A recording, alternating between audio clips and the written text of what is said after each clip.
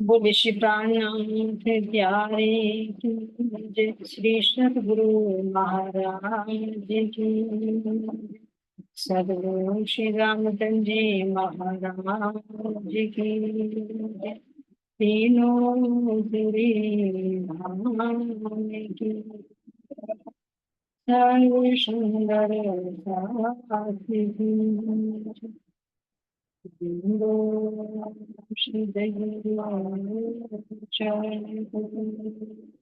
प्रभु supreme करुणा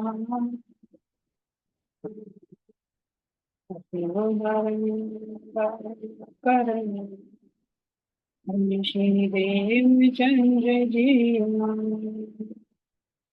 श्री प्राणीनाथ जन्मपति, श्री मेहराज शुभनाम,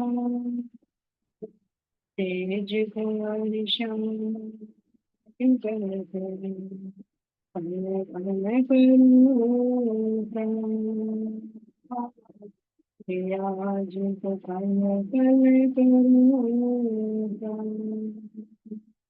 श्री प्राणीनाथ तुम सत हो, तुमसे चलत जहाँ, मैं अभी करे बाहर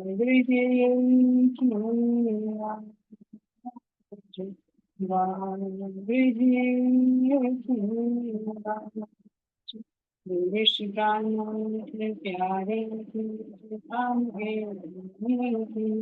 कृष्ण बलिया प्यारे श्री वर्षा जी, आप सबके चरणों में टूटी टूटी वर्षा जी, वर्षा जी की कक्षा की ओर तो धाम धनी की अपार मेहर है सुंदर शाह जी, जो हम अपने सतगुरु श्री रामचंद्र महाराज जी के दीपक को श्रवण कर रहे हैं। अब हम सुंदर शाह जी 12 लहर हमारी पूरी हो चुकी है। तो 12 लहर जो महाराज जी ने दिखाया, 12 किसका संकेत है? हमारे 12 ब्रह्मनियों का भी संकेत है और 12 हमारे ब्रह्मांड के गुण, जिनसे 12,000 हमारी आत्मा की संख्या है। तो सुंदर शाह जी अब यहाँ आती है महाराज जी की अब तीसरी परिक्रमा। पहली परिक्रमा कब थी सुंदर शाह जी? जब वे सतगुरु की खोज में निकले पहली बार घर छोड़कर, है ना, जब 19 वर्ष की अवस्था थी उनकी। और फिर 2 साल के बाद फिर वापस घर चले गए और 9 वर्ष तक रहे जुड़ में। उसके बाद सुंदर शाह जी वहां से फिर निकल गए थे, तो निकले थे वो तो दूसरी परिक्रमा। अब ये दूसरी परिक्रमा में क्या हुए? सतगुरु दादा गुरु नारायण दास जी मिले और उन्हें दातन मंत्र भी मिल गया। और सुंदर शाह जी कह रहे हैं कि पांचों कपड़े वस्त्र देकर और उनको उस ज्ञान से भरपूर करके, यानी अपने से एक रूप में, कहने कि मैं उनमें और वे मुझमें, इस द्वैत में अद्वैत की अवस्था में पहुंच कर अब माँ दादा गुरु जी ने उनको आशीर्वाद दे दिया कि अब जहां चाहो वहां मिल जाओ। क्यों? क्योंकि सुंदर साहब जी सतगुरु महाराज जी पूर्णार्थ पूर्ण कर देते, इस संसार में कहीं वो भ्रम नहीं छोड़ते, इसमें आजाद कर देते कि अब जहां चाहो, क्योंकि पता लग गया कि मेरे शिष्य पूर्ण हैं। शिष्य नहीं कहेंगे जब दोनों ही एक में। तो अब यहाँ से महाराज जी को जब हुक्म मिल जाता है कि अब जाओ जहां चाहो विचरो, तो अब यहाँ से कायमी की लीला शुरू हो जाती। कहा ना कि उठ रतन भाई, अब तुम्हारे इस तन से मैं कायमी की लीला करूंगा और तुम्हारे हृदय में भी विराजमान। तो आवेश रूप से सुंदर जी, आप देखिए आवेश भी, जोश भी और जागृत बुद्धि भी सुंदर, यूं कहीं किस तरह फिर जगह और साक्षात आवेश महाराज जी महाराज जी, तो किसी चीज की कमी तो नहीं रही। 5 वस्त्र 5 शक्तियों का संकेत है। तो अब जब पूर्ण कर दिया तो अब एक रूप होगा, कह रहे हैं अब से यहाँ से जागने की लीला शुरू हो। तो ये है सुंदर शाह जी महाराज जी की तीसरी परिक्रमा। अब सुंदर शाह जी जैसे हमारे श्री इंद्रावती जी है ना, उनकी भी लीला शुरू हुई थी जागृत। तो उन्होंने सबसे पहले किसको जागृत किया था? जब तारतम वाणी अवतरित हुई और उसके बाद कहाँ पहुंचे सुंदरसार जी, कहाँ गए थे सबसे पहले जागृत करने के लिए, किसको जगाया था सुंदरसार जी? जब वाणी अवतरित हुई तो किसको जगाया था सबसे पहले, जो मैं सुंदरसार बताना चाहते हैं अनिल।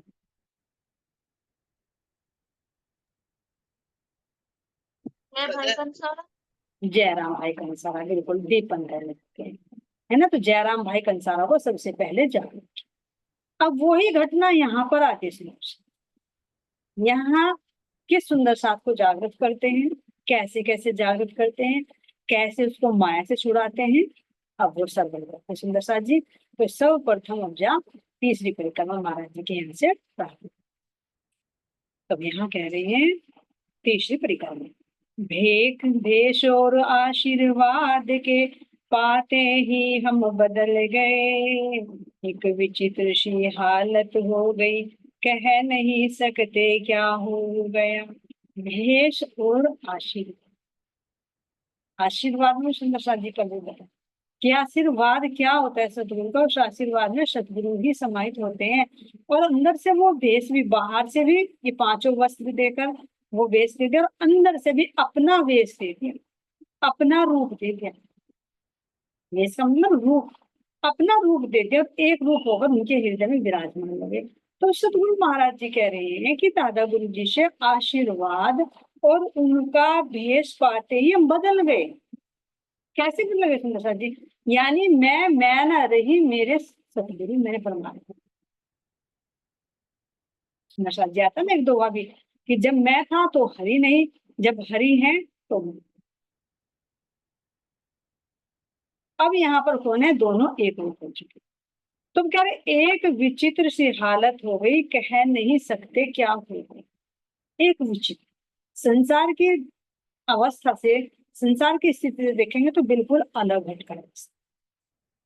वो कैसी अवस्था?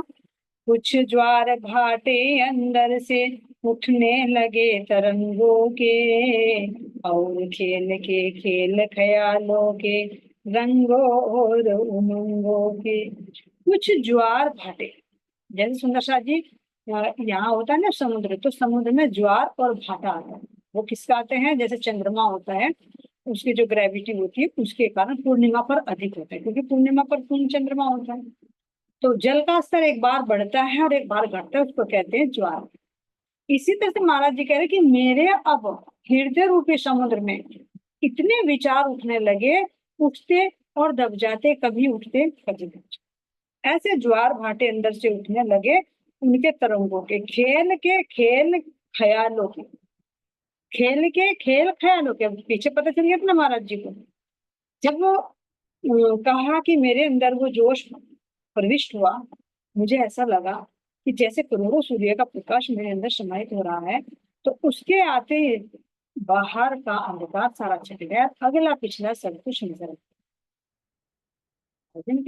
कि मुझे अगला पिछला सब कुछ, क्या कारण बना खेल का।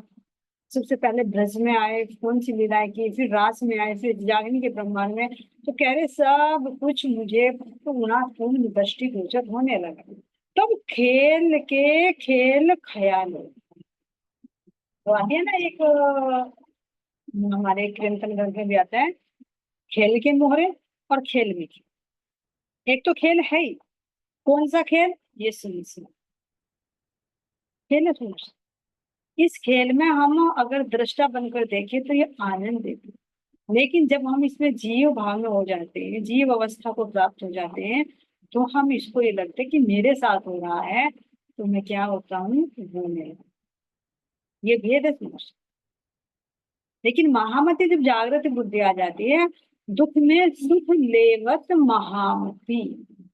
महामती को एक इंद्रावती नहीं, उपाधि जरूर इंद्रावती जी को मिली है, लेकिन जिसके अंदर भी वो महामती यानी जागृत बुद्धि आएगी, वो देखेगी कि मैं तो अपने मूल मिला बैठी हूँ, और बैठी बैठी ही अपने सौपन में इस संसार को देख। जो संसार आदि नारायण से बना हुआ है, उसी की चेतना का विस्तार है। मुझे भी इसमें ये एक तन मिला है, इस तन को भी एक रहने का घर मिला है, परिवार मिला है। ये सब कुछ क्या है? एक सौपन है, एक तो जब तक मैं नींद में होती हूँ तो इस सपन में दिखने वाले जितने भी दृश्य होते हैं उनसे मुझे भय लगता है। कभी मुझे खुशी मिलती है, कभी भय लगता है ना। लेकिन जब जागृत हो जाते हैं तो क्या लगता है, चाहे कितना ही बड़ा शेर क्यों ना नजर आ रहा हो, फिर भी टेंशन फ्री हो जाएंगे।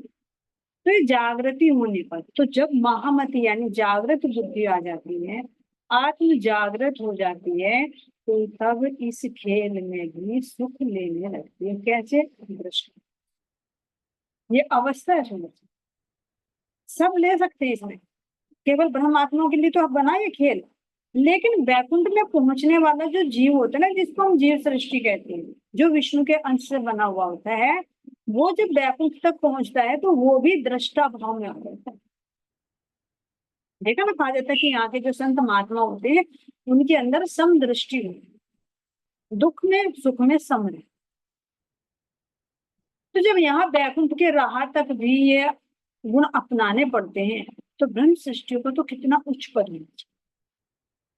विचार जो महाराज जी ने ब्रह्म सृष्टि के लक्षण दिए हैं, तो यदि हम अपने आप को ब्रह्म सृष्टि कह रहे हैं तो कम से कम उस शब्द की तो लाज रखें, है ना। यहाँ के नेता होते हैं, अभिनेता होते हैं, कोई किसी पद का अधिकारी होता है, तो चाहे कैसा भी उसका व्यवहार होता है, लेकिन कहीं जाता है तो वो ऐसा व्यवहार करता है अपने पद की गरिमा बनाकर। महाराज जी कह रही है कि तुम जब ब्रह्म सृष्टि कह रहे हो, या उस पर थोड़े बहुत लक्षण भी रहे हैं या नहीं, नहीं तो फिर वो कलंक है। तो दुख में भी सुख ले सकते हैं, क्यों? क्योंकि जब हम दृष्टा भाव में आ जाए, तो इसीलिए यहाँ पर कह रहे हैं कि ये खेल के ख्यालों में एक तो खेल बनाए, एक इसमें खेल के मोहरे हैं। यानी मोहरे जैसे शतरंज खेला जाता है ना, मोहरे होती है उसकी, इसी तरह से इसके मोहरे हैं, माया ने मोहरे लगा रखे हैं। और फिर इस खेल में भी जो खेल हो रहा है, किसी के यहाँ मरण हो रहा है, किसी के यहाँ जन्म हो रहा है, कोई खुशी से नाच रहा है तो कोई दुख में छाती पीट पीट कर रहा है, कोई दाता है तो कोई भिखारी, कोई राजा है तो कोई रंक है, कोई किसी को जीत रहा है, खुशी ढोल बजा रहा है, कोई हार रहा है तो उसके यहाँ मातम। ये सब क्या है? खेल। तो महाराज जी कह रहे हैं अब अंदर से खेल के ख्यालों के तरंगों के तिरंगे उठने लगे हैं। क्यों? क्योंकि अंदर जब दादा गुरु जी विराजमान होंगे, यूं कहे कि राज्य महाराज जी विराजमान, क्योंकि दादा गुरु जी की जगह कौन नजर आए? राज्य नजर आए। तो जब अंदर में जोश हो, आवेश हो, तो क्या वो शांति से बैठेगी? यहाँ पर भी एक उदाहरण दिया जाता है सुंदर सा, जिसको समझने के लिए देखिए। जो देखा है अधिकतर यहाँ पे कीर्तन वगैरह होते हैं, है ना, और कहते हैं किसी औरत को बहुत नाचने लगती है कि उस पर माई चढ़ गई, माई आ गई, तो वो क्या शांति से बैठती है? कैसे कैसे एक्शन करती है वो, देखो एक्शन उसके क्या होते हैं, क्या हाव भाव होते हैं, शांति से नहीं बैठता। तो ये तो अंदर का जोश और आवेश है, तो क्या वो शांति से बैठेगा? कुछ न कुछ क्रिया नहीं करेगा, वो क्या खाली बैठने के लिए आया?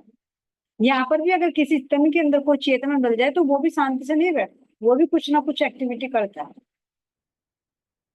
अब अंदर में जब जोश और आवेश और जागृत बुद्धि विराजमान हो गए, तो कह रहे हैं कि अब उसके अंदर से क्या होने? रंगों की उमंग, अनेक रंग और उमंग जो अंदर में विचार है, जिसकी चर्चा देखा तुम उधर से क्या कह रहे हैं, चल जाती तो रुकना दूभर होता, समझ न पाते लोग हमारी, उठ उठ भग जाते श्रोता। ये कह रहे ज्वार भाटा, जैसे एक बार जल का स्तर बहुत ऊंचा होता है, दूसरी बार उन्हें वो नीचा हो जाता है। ऐसे हम कह रहे हैं कि मेरे अंदर विचारों की तरंगों की और उमंगे उठने लगी। एक बार जब इतने विचार उठते तो बोलते चले जाते, बोलते चले जाते, बोलते चले जाते। सामने वाला कुछ समझ रहा है या नहीं समझ, कह रहे समझ ना पाते लोग हमारी, उठ उठ कर भग जाते, जिससे भी चर्चा चल जाती फिर रुकने का नाम नहीं लेते। ये हो गया ज्वार शून्य। अंदर से कितने रंग, कितने उमंग, कितनी बातें, उसका बयान नहीं किया जा सकता। यहाँ पर भी जब समुद्र में अंदर लहर, एक लहर भी उठती है ना तुम जी, उसमें कितनी बूंदे होती है, कितनी तरंगे होती है उसकी गिनती नहीं की जा सकती। तो ऐसे जब हृदय में विचार उठने लगे तो महाराज जी कह रहे हैं कि सामने वाला श्रोता समझ नहीं पाते कि क्या कह रहे, तो वो क्या करते, आनाकानी कर बच बच कर भाग जाते। अब यहाँ कह रहे हैं, हमें डाक गाड़ी संबोधन करने लगे जगत के लोग, और बहुत से तो कहते थे इस साधु को है कुछ रोग। कोई तो सुनता और कोई कह रहे कि भाई मेरी इस हरकत को देखकर मुझे डाक गाड़ी कहने लगे। तो ये डाक गाड़ी है, रुकता ही नहीं, लगातार बोलते बोलते बोलते बोलते चला जाता है ह्यूमन स्टोरी। तो मुझे जगत के लोग क्या कहने लगे, भैया ये तो डाक गाड़ी है। और बहुत से लोग कहने लगे भैया इस साधु को तो कोई बोलने की बीमारी, जैसे होता है कोई पागल हो जाता है, बोलते बोलता रहता है। तो महाराज जी स्वयं बता रहे हैं कि बहुत से लोग जगत के मुझे क्या न कहने लगे, डाक गाड़ी कहने लगे, और कोई कोई मुझे पागल भी कहने लगे कि भैया इसको कुछ बोलने की बीमारी।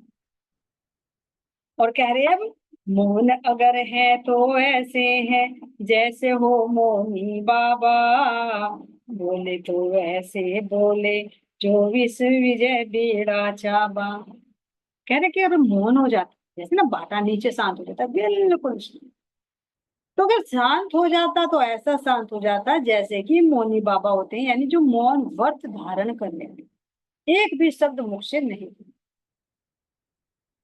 तो सुंदर साथ ये कह रहे हैं, बोले तो ऐसे बोले जो विश्व विजय बेड़ा चापा, जैसे पूरे जगत का बेड़ा मैंने ही उठा रखा है। इतना बोलते चला जाता, इतना बोलता चला जाता, और कभी बिल्कुल मुंह नहीं बदलते।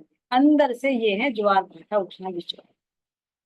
तो सुंदर साथ जी ये हमारे अंदर भी होता है, हर एक जीव के अंदर होता है, लेकिन किससे होता है, संसार के विचारों का ज्वार भाटा होता है। देखो अंदर में कितने विचार उठते हैं। लेकिन जो रूह अपने धनी की राह पर चलती है, जिसके हृदय में ये वाणी समाहित हो गई है ना, उसके हृदय में भी विचार पर विचार, विचार पर विचार, विचार पर विचार उठते ही रहते हैं। और जब तक उसको शांति नहीं मिलती वो बेचैन रहती है, खोजती है कहीं ना कहीं। ये ब्रह्म आत्माओं के लक्षण है। नए नए विचार, नई नई चरनी चढ़े, नए नए करे विचार। तो यहाँ कह रहे हैं, अकथनीय हालत रहती निज, उदय अस्त रहते उन। अकथनीय हालत यानी जिसका बयान मैं नहीं कर सकता, ऐसी हालत हो गई मेरी। और उदय अस्त रहते उनमें, जो अंदर की मस्ती थी वो कभी तो इतनी उभर जाती है और कभी वो शांत। ये होता सुंदर शादी, कभी अपने अंदर उतर जाते तो कभी वो विचारों का प्रभाव बाहर निकलता, ये होता है। अंदर ही अंदर पलकों के जाने क्या मिलते थे स्वाद। अंदर ही अंदर, कह रहे कि जब मैं अंदर उतर जाता ना, अपने पलकों को बंद कर लेता, तो पलकों को बंद करके अंदर ही अंदर हृदय में कितना आनंद, कितनी मौज, कितनी मस्ती आती। तो जब मैं उस रस में डूब जाता, तो क्या उस रस को बयां किया जा सकता है। ध्यान देना सुंदर शादी, यहाँ पर दो अवस्थाएं बन रही, एक मार्फत की और एक हकीकत। मार्फत में तो रूह अपने धनी से एकाकार हो रही, जो हृदय में विराजमान हो गए ना। जैसे हमारे जो दो अवस्था होती है ना, कि एक में तो कहा जाता है भाई ध्यान करो, बिल्कुल बाहर से सबसे अलग हटकर एकांत, बस मैं और मेरे थे। जब आत्मा अपने परमात्मा से बात, बाहर से सब कुछ नहीं, तन का मन का किसी के भी कोई सुधी नहीं। और दूसरा होता है उस अनुभव को बाहर प्रकट करना, वो हो जाएगा हकीकत में। जैसे परमधाम के अंदर एक है मार्फत में, जो पांचवी भूमिका की लीला है, और फिर वो ही सब रूप जब बाहर प्रकट होता है तो वो लीला रूप में हकीकत में। तो यहाँ ये दो अवस्थाएं महाराज जी के अंदर अब क्रियाशील हो। क्यों, क्योंकि पूरी वाणी, पूरा परम धाम, जब धाम धनी ही विराजमान होगी तो सारी संपदा तो उन्हीं के अंदर है। परम धाम भी तो कोई अलग नहीं है ना। यहाँ की बातें तो नहीं कि भाई हम अलग है, मेरा घर अलग है, इस पत्थर का बना हुआ है। नहीं। राज जी महाराज जी के जैसे 25 प्रकृति हमारी है और हमारा एक वजूद बन गया, इसी तरह से 25 पक्ष राज्य महाराज जी का ही व्यक्त स्वरूप है। तो जहाँ राज्य महाराज जी होंगे वहां पूरा परम धाम है। वही आंखों सागर है, इल्म भी पूर्णात्पूर्ण है, इश्क भी पूर्णात्पूर्ण है, नूर भी पूर्णात्पूर्ण है, सब कुछ पूर्ण है। अंदर में कैसे आनंद की लहर उठती, उसको महाराज जी कह रहे चंद उस समय क्या हो जाता मोहिनी बाबा। और जब वो अंदर का रस महाराज जी बाहर प्रकट कराना चाहते तो मेरे मुख से इतनी ज्ञान चर्चा निकलती जिसको मेरे कहने लगे कि भैया तो दांत उठाएंगे, अब नहीं रुकने का, लोग बच बच कर भाग। मस्त शहर में रहते प्रतिपल, रतन जड़ित सुख पालो पर, लटातीन रहते हम हरदम अपने निज के ख्यालों पर। मस्त शहर में रहते प्रतिपल, जब मोहनी बाबा हो जाते, ये सुंदर साथी जाहिर में भी प्रकट भी कर, चाहे हकीकत हो चाहे मार्फत हो, दोनों में धनी का आनंद मिलता है। तो यहाँ कह रहे मस्त रहते प्रतिपल, यानी हर पल मैं अपने धनी की मस्ती में मस्त रहता। कैसे, किसकी मस्ती में? रतन जड़ित सुखपाल, रतन जड़ित सुखपाल। वे रतन जड़े कौन से? मेरे धाम धनी के गुण है सब, जिन गुणों से मुझे सुख मिलता है वो ही तो सुखपाल हो गए। याद करो उन सुखपालों में, जब हम अपने धनी के उन कभी उज्ज्वलता रूपी गुण पर सफेद सुखपाल बन जाते, जब हम अपने धनी के इश्क में डूब कर रमण करते तो वो ही नीले रंग के हम बन जाते, और जब हम अपने धनी के शोभा में डूब जाते, उनका सुख लेते तो वो लाल रंग के सुखपाल बन जाते। जब हम अपने धनी से एक दिले में एकत्व का सुख लेते तो वो हमारा पीला सुखपाल बन जाता, और जब हम अपने धनी की मेहर में होते ना, हृदय में होते ना, तो वे सारे सुख मिलते, तो वे सारे रत्न हमारे सुखपाल पर जगमग, लाल भी, पीला भी, हरा भी, नीला भी, श्याम भी, श्वेत भी, सब कुछ। तो उन रतन जड़ित सुखपालों में ये है सुंदर सा दृश्य। ये कहते हैं ना, यहाँ तो कहा जाता है कि भाई जब आएगा व्यापार से कोई आएगा लेने के लिए फरिश्ता जीव को, तो किस पर आएगा? पुष्प वाहन पर आएगा लेने के लिए। और यमराज को कहते हैं कि वो भैंसे पर आएगा लेने के लिए। तो ये सुंदर साथ जी, अब ये बताइए वो भैंसा क्या है, कौन सा भैंसा है वो? अगर यमराज के पास ऐसा भैंसा होगा तो भैया वो घास भी खाता होगा, कहीं ना कहीं वो रहता होगा, जब उसमें कहाँ पर सुंदर साथ जी? मेहर लोक में उसका भैंसा है ना, तो भैंसा है तो उसे चारा भी चाहिए, फिर वो गोबर भी करता होगा, उसे बांधने के लिए भी चाहता होगा, कुछ ना कुछ इनके संकेत है। वो भैंसा क्या है? क्योंकि किसको लेने आता है यमराज? अज्ञानी को, पापी को। और पाप कब होता है? जब अज्ञानता होती है। तो वो उसी अज्ञानता का प्रतीक भैंसा है जिस पर वो उसको मार मार कर, उसके कर्म ही उसको मार मार कर ले जाते। और धर्मराज आता है तो उसके लिए रथ लेकर आता है, वो रथ ज्ञान रूपी रथ है, प्रकाश रूपी रथ है, जिसमें सुख से जाता है। ऐसी सुंदर साथी हम भी कहते हैं कि जब हमारा तन छूटेगा तो हमें लेने के लिए सुखपाल है। क्या जब ही आएगा सुखपाल जब हमारा तन छूटेगा? महाराज जी तो यहाँ रहते रहते सुखपाल ले रहे हैं, सुखपालों का सुख ले रहे हैं। ये धनी के जो हम सुख ले रहे हैं, चाहे हम ज्ञान चर्चा से ले रहे हैं, चाहे हम चितवनी से ले रहे हैं, क्या हमें धनी का वो सुख नहीं मिल रहा? तो जब धनी का सुख मिल रहा है तो ये ही तो हमारे लिए सुखपाल है।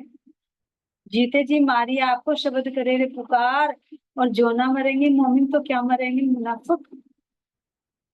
जीते जी मर, जब जीते जी हम उन सुखों को में लेते रहेंगे, उन सुखों में डूबे रहेंगे, अपने जमुना जी में अपने झीलना करते रहेंगे, अपने सात वनों में वो झूला झूलने का आनंद, वो रसीले फलों का आनंद है ना, वो पाट घाट में झीलना, वो कभी चांदनी चौक का चमकते हुए नूरी रेती के दर्शन करना, उनमें उछलते कूदते है ना पशु पक्षियों का नजारा देखना, और वहां पर पड़ती हुई नूरमय बरसात को देखना, जब हम उस आनंद में डूबे रहेंगे तो क्या वो सुख नहीं ले रहे? जीते जो सुख लेना सुख।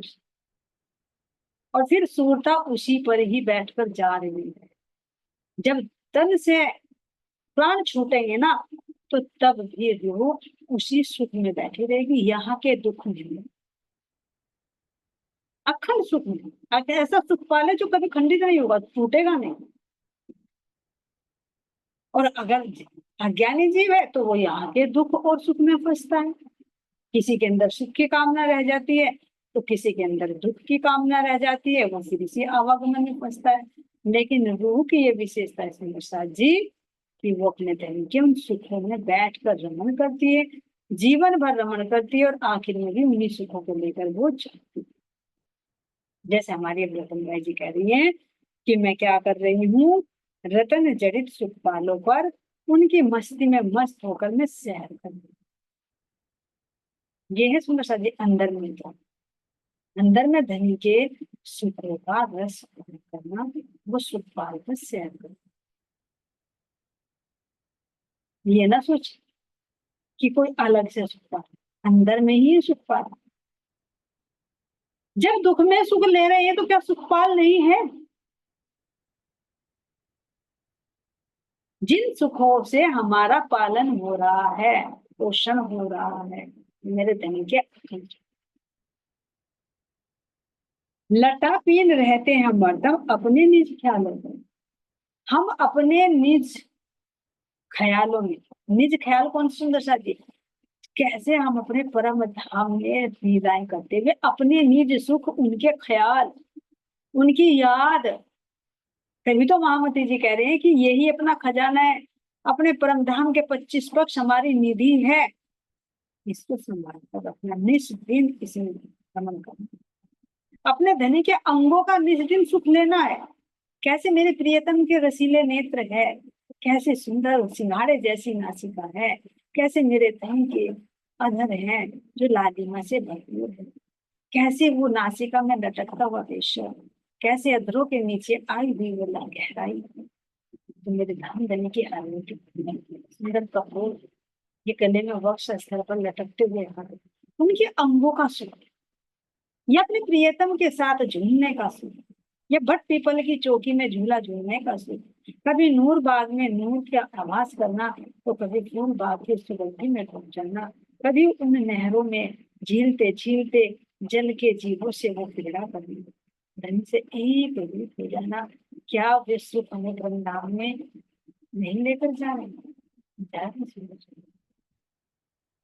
वे अपने निज ख्याल, अपने यहाँ के ख्याल नहीं सुन सकते, अरे मेरे पड़ोसी के घर में क्या हो रहा है, उसकी सास बहू कैसी आई है ना, उसके कहा भी मानती है नहीं मानती है, जाकर ना पूछो, अरे भाई तेरी बहू तेरा कहना मानती है नहीं मानती, रोटी बना लेती नहीं बना लेती, भैया तुझे क्या खानी है, तो बिना वजह के उसमें अपना समय बर्बाद कर दिया, अपने चित्त में और बोझ भर रही है। फिर वो अच्छा कहेगी कि मेरी बहू बहुत अच्छी, तो ईर्ष्या होगी, और अगर उसने बुराई कर दी तो दो बुराई करेगी, तो उसने जाकर बताएगी, फिर क्या होगा, फिर बढ़िया डंडों वाला सुख पा लेगा, जिसमें 6 डंडे ही मिलेंगे। तो यहाँ के सुखपाल नहीं सुंदर सा जी कह रहे हैं निज ख्याल, अपने आत्मा के आनंद में डूबे रहते हैं सुंदर सा जी, निज आनंद, ये है अपना निज आनंद। यहाँ का नहीं, ये है हमारे निजानंद पद्य के सुंदर, जिस पर हमें चलना है अपने निज के आनंद। ये तन मेरा अपना नहीं है, इसके ख्यालों में नहीं खोना मुझे, ये रिश्ते नाते मेरे नहीं फर्ज करना है, लेकिन इनके ख्यालों में नहीं खोना कि दिन रात में उसी सर्किल में घूमी रहूं उसी, नहीं महाराज जी, परीक्षा जरूरी है। जल में रहिए कोरे रहिए, कितना रह सकते हो बेटा, कितना अपने आप को सेपरेट कर सकते हो जल में रहते रहते, हर एक की परीक्षा होगी सुनिए। जैसे कि मेरी चल, कितना तुम रहते रहते अपने को अलग करते हो या नहीं कर पाते हो, कितना दूसरे के प्रति मोह में आते हो, लेकिन बाद में परीक्षा भी तो दी जाती है। तुम्हारे अंदर कितना लगाव है, पास रहकर क्या मोह हो रहा है, क्या किसी प्रकार का लोभ लालच है या निस्वार्थता है, दिल में परीक्षा होती है।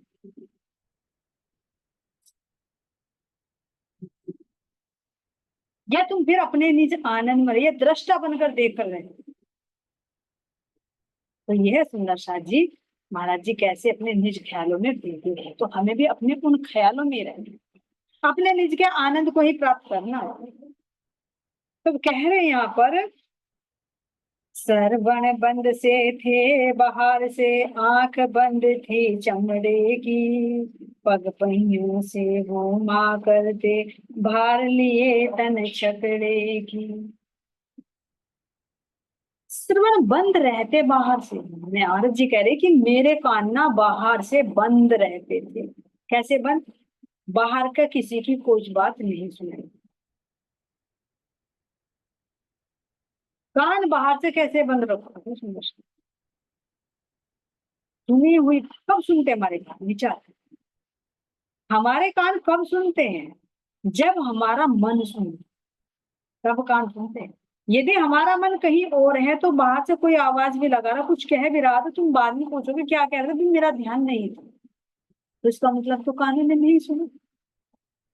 क्यों? क्योंकि मन कहीं और हो गया। लेकिन जब हमारा मन इनमें इंटरेस्ट लेता है तो कान बजते हैं, बिना कहे भी सुनाई दे जाती है। तो बाहर से जब कान बंद रहेंगे और मन कहाँ पर आत्मा के साथ रखकर धनी के ख्यालों में खोया रहेगा, तो क्या यहाँ के कान सुनेंगे? नहीं सुनेंगे।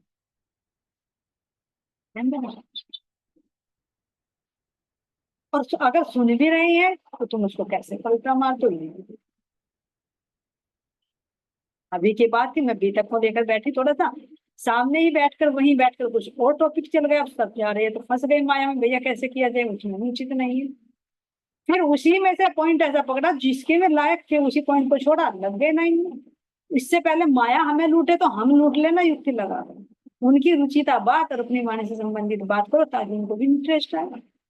बस पलट गया पासा। अगर हाँ मुझे इंटरेस्ट है सुनने का, हाँ मैं आगे की ओर बी तक को बंद करके ये कहूंगी, हाँ सुनाओ आगे की क्या हुआ था, क्या कहा था।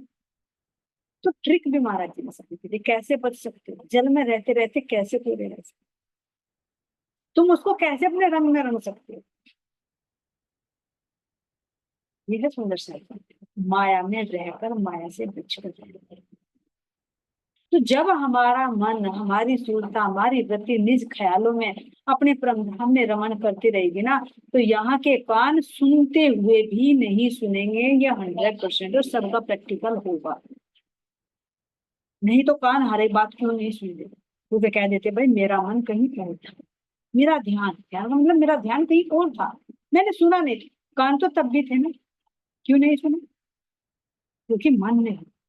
तो जब महाराज जी कह रहे कि मेरा मन वहां रमा हुआ था, तो कान कैसे सुनते? कान बाहर से बंद थे। ये नहीं कि उन्होंने कुछ बड़ लगा दिया, कुछ लगा दिया, बंद कर लिया, कॉटन लगा दिया। यहाँ से बंद नहीं होंगे, फिर भी सुन लेंगे। लेकिन जब अंदर वाले से डिस्कनेक्ट होते हैं तब नहीं सुनते। और कह रहे हैं आंख बंद थी चमड़े की, चमड़े की जो आंख थी, बाहर का नहीं देखी। ये भी कैसे सुंदर सा किया, बाहर से बंद करेंगे तो नहीं चलेगा ना काम। लेकिन बंद कैसे? ये आंखें भी मन से ही संबंधित, क्योंकि इन इंद्रियों का सिरदार मन है। जब मन कहीं अलग होगा तो देखते देखते भी नहीं देखोगे। मान लीजिए अगर मेरे सामने कोई व्यक्ति बैठा है ना, बैठे बैठे भी तुम अगर ये देख रहे हो, तो सामने वाला क्या सोचेगा कि भाई मुझे देखना है। लेकिन तुम्हारा ध्यान कहाँ है, वो तुम अलग समझो। ये स्थिति होती है सोच। ऐसा हो, एक बार मार्केट में जा रही थी मैं भी, हो जाते है प्रैक्टिकल भी। मतलब एक बहुत सुंदर था, लड़का सही था, मोबाइल पे बात करते करते बहुत अच्छे एक्सप्रेशन कर रहा था। उसको देखते देखते मुझे कहा ये इतने भाव से बोला, हमारे राज्य कितने भाव मीठे भाव से बोलते होंगे, है ना, इतना सुंदर। देख क्या थोड़ी थोड़ी हंसी, फिर बाद में क्या पागल कोई देखेगा तो क्या सोचेगा, और अगर उसकी भी नजर पड़ेगी तो सोचेगा पता नहीं ये लेडीज क्यों देखकर हंस रही है। बाद में सेंस है, लेकिन उस समय ऐसे क्योंकि ट्रैफिक का वहां रुकी हुई थी हमारी गाड़ी, तो वहां बड़ा अजीब सा लगा। लेकिन बाद में पता चला कि बाहर से कुछ और है और अंदर से वो जो वृत्ति आती है वो सेंस कुछ और होती है, भाव कन्वर्ट हो गए। बाहर एकदम मन की बुद्धि पर आते ही विकार हो गया, और अंदर में जब सूरता कुछ और देख रही थी, तो देखते हुए भी नहीं देख रही थी। क्यों? क्योंकि दृष्टि यहाँ जरूर थी लेकिन देख कुछ और रही थी। ध्यान कहाँ था? मूल मिला हुआ। और नजर यहाँ देख रही थी, तो बाहर से आंखें बंद हो गई ना वो। यानी किसी भी चीज को अगर तुम देख रहे हो और देखते देखते तुम्हारी सूरता परमधाम में पहुंच गई, तो तुम यहाँ की चीज को देखते हुए भी नहीं देख रहे। ये रियलिटी है। और वो आभास अखंड होता है। एक होता है मन से सोचना, और एक ऑटोमेटिक होता है, वो बात अखंड होगी चित्त में, जो आज भी अखंड है। दोनों अखंड हो गए, जैसे कहा ना कि दोनों अखंड होगी, परमधाम की लीलाएं भी अखंड होंगी और यहाँ की बातें भी अखंड होगी, तो दोनों चीज अखंड हो गई ना साथ में। जो आत्मा ने अनुभव किया वो भी अखंड है। फिर बाद में जब ज्ञान की वृत्ति आई जीव पर, सोचा अरे नहीं ये तो गलत हो गया, कहीं वो वहां से देखेंगे तो क्या वृत्ति होगी, वो भी अपने, दोनों चीज का अनुभव होगा। तो इस तरह से देखते हुए महाराज जी कह रहे कि महाराज जी की अवस्था तो बहुत है सुंदर शायद, ये तो हमारी छोटी छोटी सी प्रैक्टिकल है। महाराज जी के कैसे नेत्र बंद हो गए जब ऐसी अवस्था में, हम जैसे जीव अवस्था में है भी, जब हमारे साथ में ऐसा हो सकता है, तो महाराज जी कितनी अवस्था में डूबे होंगे। इसलिए कह रहे कि बाहर से कान भी बंद और बाहर से आंख भी। और ये हमें सुंदर शायद जी करना होगा अगर अपने रास्ते पर हमें अपने क्रमधाम की राह पर चले। तो यहाँ कह रही है, पग पहियों से घुमा कर, मेरे जो पैर थे वे पहियों की तरह घूम रहे थे। जैसे गाड़ी के पहिए होते हैं वो चलते रहते, ऐसे पग मेरे चलते रहते थे। किसका भार लिए तन छकड़े, ये जो छकड़ा है मेरा तन है, इसका भार लिए हुए। ध्यान देना कौन सा शब्द बोल रहे हैं महाराज जी, अपने तन के लिए, क्योंकि पहले भी कई बार आ चुका कि भाई ये पिंजर को हम लिए फिर रहे हैं, पिंजर यहाँ पड़ा है, देह से पहले अलग हो चुके थे महाराज जी। अब यहाँ पर भी बता रहे हैं कि मेरे स्तन छकड़े को लिए हुए मेरी ये गाड़ी है, और मेरे जो चरण है इसके पहिए हैं, इस पर ये गाड़ी चल रही है, फिर रहे। लेकिन बाहर की जो इंद्रियां हैं ये क्या है, बंद है। तो जब बंद होगी तो क्या बाहर का ज्ञान रहेगा, तो इसीलिए कह रहे महाराज जी, ज्ञान बहुत कम रहता हमको, जगह कौन सी है इसमें। मुझे ये भी भान नहीं रहता था कि जब मैं चलता रहता था तो ये कौन सी जगह है, कौन सा स्थान है, इतना भी नहीं पता है। तो विचार करें महाराज जी कौन सी अवस्था में पहुंचे। जब ये भी नहीं पता कि बाहर यहाँ मैं कौन से स्थान पर हूँ, कौन सी जगह है, कौन से शहर का नाम है, ये भी नहीं पता रहता था, बस चल रहा हूँ अपने ऊंच नीच ख्यालों में डूबा हुआ। नजरों पर दुनियादारी की कुल्फ हुआ रहता था सब। नजरों पर दुनियादारी की कुल्फ, कुल्फ का मतलब सुंदर सा जी ताला, हुआ रहता था सत्य। जो मेरी दुनियादारी वाली नजर थी उस पर तो कड़ा ताला लग चुका था, कड़ा सख्त ताला लग चुका है। जो कहते हैं ना हमारे रूहों के मुंह पर कुल्फ है, यानी ताला लगा हुआ है, ऐसे मेरी यहाँ की इंद्रियों पर ताला लगा हुआ था। तो ये सुंदर सा जी ये अवस्था हो गई महाराज की, ये पूरी चौपाई घटित हो रही है। लागी वाली और कछु ना जाने पिन ब्रह्मांड वाको हैरी नाही, वो खेलत पहे में पार पिया सो, देखन कोतन सागर। विचार कर, यहाँ चौपाई पूर्णार्थ पूर्ण चरितार्थ हो रही है। ये हमारी रतन बाई की सेवा है।